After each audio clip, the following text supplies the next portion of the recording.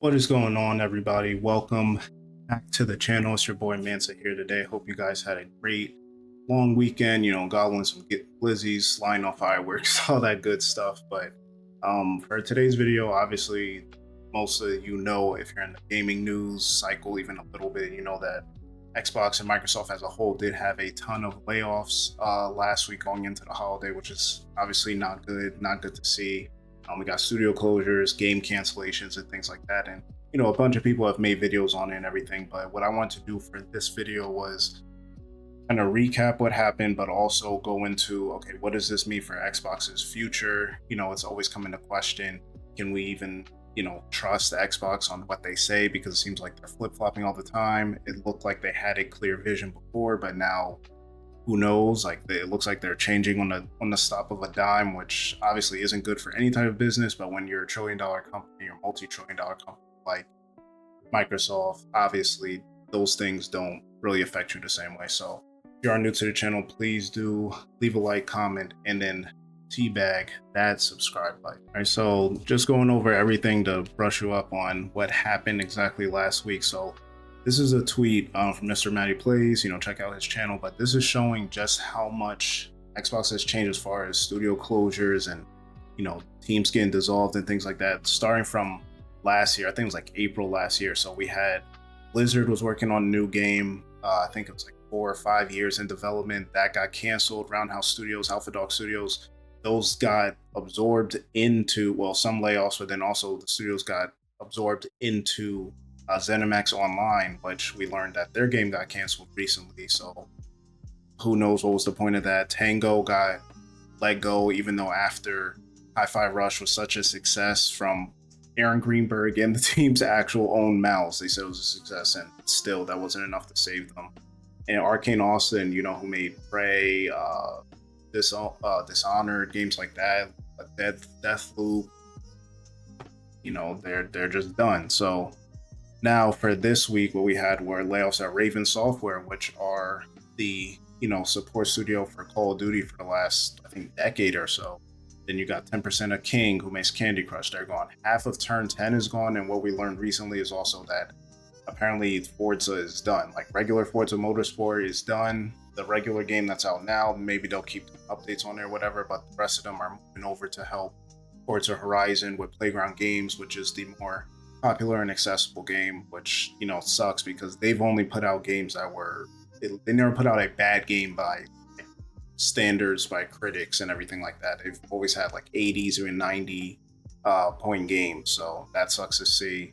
Then, as I mentioned earlier, the new ZeniMax Online Studio, their IP got canceled, even though it was 4 or 5, maybe 6 years in development. So you have that. Phil Spencer's talked glowingly about it. That's gone.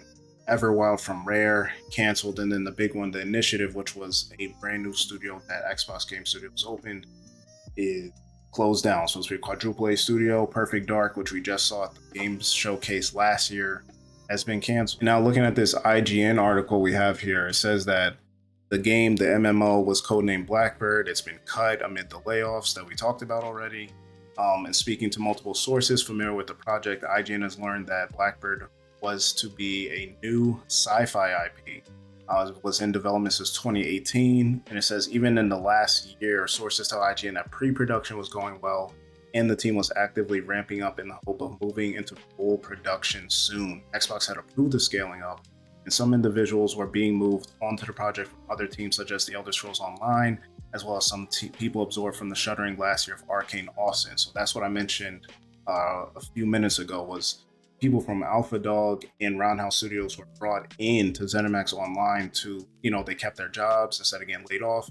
They were going to help with this new game, but now that the new game is canceled, everyone that was working on it is out of a job again. So it's kind of like they just delayed the inevitable for another year. And speaking of Arcane, over here, we got Arcane founder apparently is speaking out against Game Pass, and I think a lot of people have had their doubts about Game Pass over the years, and we've kind of gotten like different accounts of Game Pass and how it works for the industry as a whole. Some indie developers are, smaller studios are saying, hey, it's great. Other people, it gets them, money to get their game across, the finish line to finish. They kind of make their money back for the most part or break even. So then whatever money they make off the sales is just pure profit. It's good for them, get the word out for their studio and their game. We've seen games be huge successes that were still on Game Pass and PlayStation Plus, like Expedition 33. You had Sea of Stars. You had Lies of P. So it works for a lot of people, but apparently the industry as a whole, maybe it's not working. So the founder, former president of Arcane Studios, Rafael Colantonio, interesting name. So he co-directed the original Dishonored, and then he left in 2019. So he left before Microsoft even bought Bethesda. They bought Bethesda back in, I think it was 2022 or at the end of 2020, somewhere like that. But he left before the acquisition even happened. So his thoughts, maybe you take them with a grain of salt, but he says, why is no one talking about the elephant in the room? Cough, cough, Game Pass. He says, I think Game Pass is an unsustainable model that has been increasingly damaging the industry for a decade, subsidized by Microsoft's infinite money.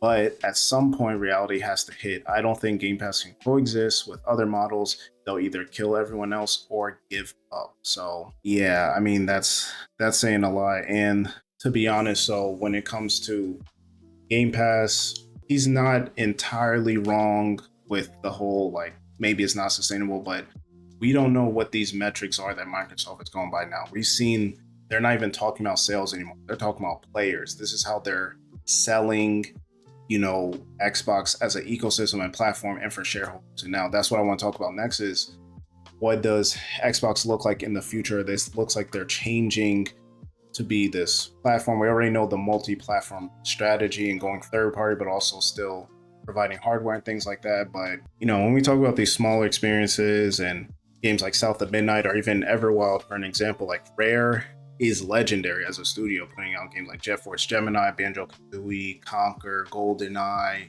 all these games, and Sea of Thieves most recently. But everyone thinks that Xbox, or what we were sold, is that Game Pass and the money that Microsoft has can give us these smaller experiences like South of Midnight, like Psychonauts, or the Keeper game that's coming out. And then there was this game Everwild, which was supposed to be a more creative artsy game, and it got canceled. And it's kind of like, okay, does the future of Xbox look like only big games? Like, is Game Pass going to keep doing what they said it's going to do, where we could get these smaller games from in-house? Like, it's cool to get the smaller indie games, but are we going to get those from Microsoft Studios as well? Are we going to get the Pentiments and the smaller games, that the passion projects that let developers keep putting out things that they want to put out, while also working on the bigger Gears and Call of Duty and all the bigger games like that? And it's very questionable. We even look at games that, when you talk about defining metrics, we thought Hi-Fi Rush, originally I think it was Jess Gordon, said like, oh, I'm hearing that it didn't perform that well. And then Aaron Greenberg came out and was like, oh, it hit all our metrics. We had over, I think, 3 million players and all this stuff. And everyone's like, oh, okay, well, if you're telling us it's a success, then that's all we can go by. No one thought this random shock drop or shadow drop, random, rhythm action game, which I love. This was one of my favorite games of 2023 and that Xbox has put out, original IPs, but the studio got canned, and apparently they were pitching a Hi-Fi Rush 2, and a lot of people just felt so mad at Xbox when this happened. So it's kind of like, whose word can we take when it comes to these kind of things? Because it seems like Xbox says one thing and then they do the other. They say, hey, we're providing these passion projects and these smaller experiences, and we're all about the gamers and getting games out, but they're just not protecting them. And unfortunately, this makes everyone start to have the chatter, or other studios probably feel like, hey, are we on the clock? There's small studios like Compulsion Games, South of Midnight, it was reviewed pretty well as far as like regular players reviewed it. It didn't do super hot on Metacritic, but still a good game, artsy, all that kind of stuff. But how far are they along with their next game? Like, they were bought in 2018 and they didn't get a game out until 2025. That's 7 years for a small game that's not giving back a bunch of money. Then you have Double Fine, which Psychonauts 2 was I think it was a multi-platform release, and they are moving multi-platform as a whole moving forward, so maybe it'll be okay. But Keeper, do we think that's about to, light the world on fire? I personally don't think so. Hellblade 2 was, even by Xbox fans, just wasn't it, even compared to the first game. We have the enhanced edition coming out on PS5 as well, so it's like, no, is Ninja Theory safe? But going back to what we think about what's going to happen with the future, these studios may help with, become support studios, their technology, Ninja Theory with their visualization and the facial expressions and all that. The Coalition has been a support studio for a while, so maybe they can exist in that capacity, and that's worth them being, kept around. But how far does that go as far as game releases? And then one of the worst parts over here, we got this article from Windows Central. It says that Microsoft's 2025 layoffs revolve around its desperate $80 billion AI infrastructure investment. So it says a Redmond giant has laid off over 15,000 employees as a whole. So Microsoft as a whole in 2025. And yeah, it's not good, right? It says the Seattle Times, it says they're moving to reduce their headcount to free up more capital for AI spending, specifically to companies looking to invest more money in AI infrastructure and technologies, and is making various cuts across many organizations and divisions to fund these efforts. So again, $80 billion. And now we all talk about AI and the effects of it and everything like that and taking people's jobs, but I almost would rather know I'm being replaced by AI because it can do my job better or more efficient or whatever than, oh, I'm just getting fired because they need to free up money to invest into something and infrastructure that may not even be everybody's choice, like, of using. Like, is it going to actually work? They're trying to force Copilot on everybody. Everybody prefers ChatGPT and OpenAI and things like that. It's like, man, and this will be the last thing I say on it, is what I kind of wish would happen, which I don't think can happen because it's too far gone, was that Xbox could have existed outside of Microsoft. And we heard the reports that they were going to get shut down in, I think, 2018. And if they could exist on their own, like when you think about Nintendo and putting out, their whole company is revolved around their games and their games media and entertainment. That's what they do. That's what they got to worry about.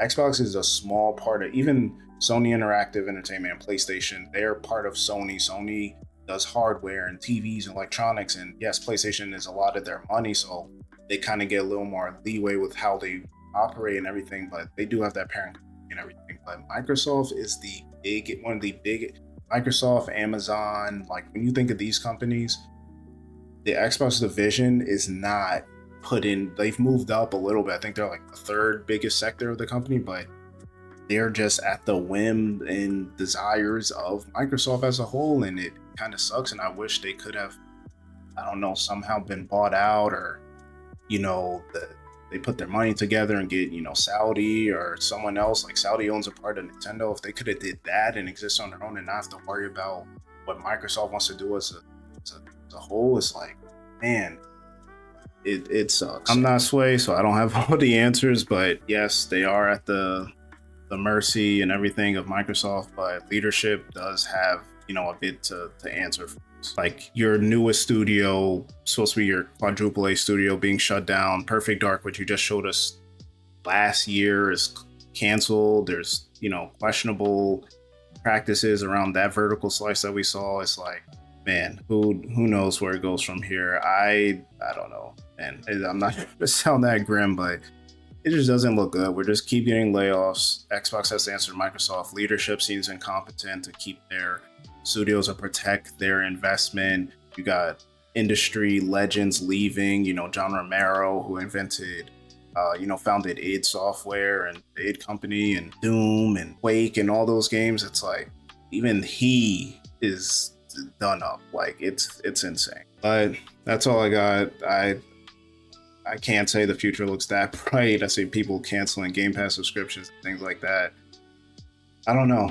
We'll just have to see. I think Microsoft just having as much money as it does, it just doesn't have to answer to anybody. So it's just going to go however it goes. Just support the games you want to support the developers you want to. Be smart with your money. If you want to go to another platform, go ahead if you want to keep your Games Pass subscription, because listen, we're consumers at the end of the day. Economy is kind of bad. You want to save some money. Ain't nobody mad at it, but you guys let me know what you think about the future of Xbox. What's going on? Are we going to be talking about this again in a couple months? Who knows? But y'all let me know in the comment section below. Again, leave a like on the video and subscribe if you are new to the channel, and I'll catch you on the next video.